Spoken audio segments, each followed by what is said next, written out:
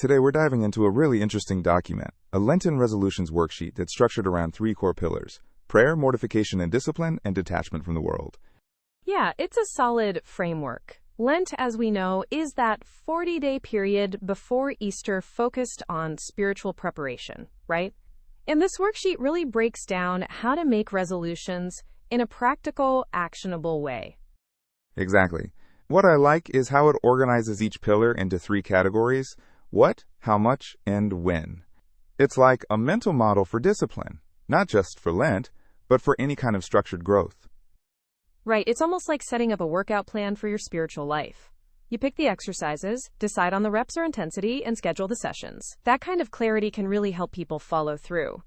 Yeah, and starting with prayer, which is the foundational pillar here, the worksheet lists specific practices under what? Things like the daily rosary, praying before every meal, the Divine Mercy Chaplet, morning prayer, a decade of the rosary, and going to Mass.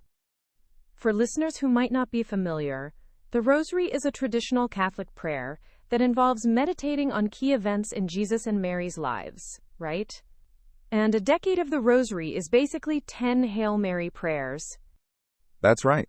And the Divine Mercy Chaplet is a devotion focused on God's mercy, often prayed at 3 in the afternoon, the hour of mercy. It's a beautiful practice that ties into the Lenten theme of repentance and trust. I like how the worksheet also includes how much for prayer. Like reading the New Testament daily, reading a psalm, honoring 3 p.m. specifically, and repeating the phrase, "Jesus, I trust in you." It's about frequency and intentionality. Yeah, it's not just about what you do, but how often and with what focus. And then the when category adds another layer: visiting Jesus in the chapel, carrying a picture or statue as a physical reminder, memorizing a new prayer, praying the 7 Sorrows of Mary, and saying 3 Hail Marys devotion.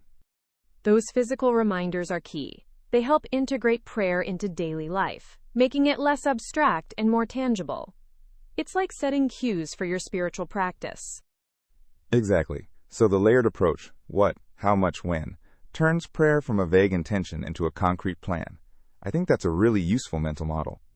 Definitely. And thinking of prayer like a workout routine makes it relatable. You choose your exercises, set your reps, and schedule your sessions.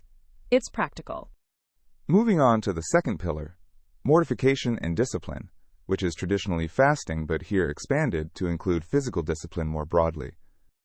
Yeah, the WAP list includes drinking water, exercising, walking, running, lifting, eating only real food, and even taking cold or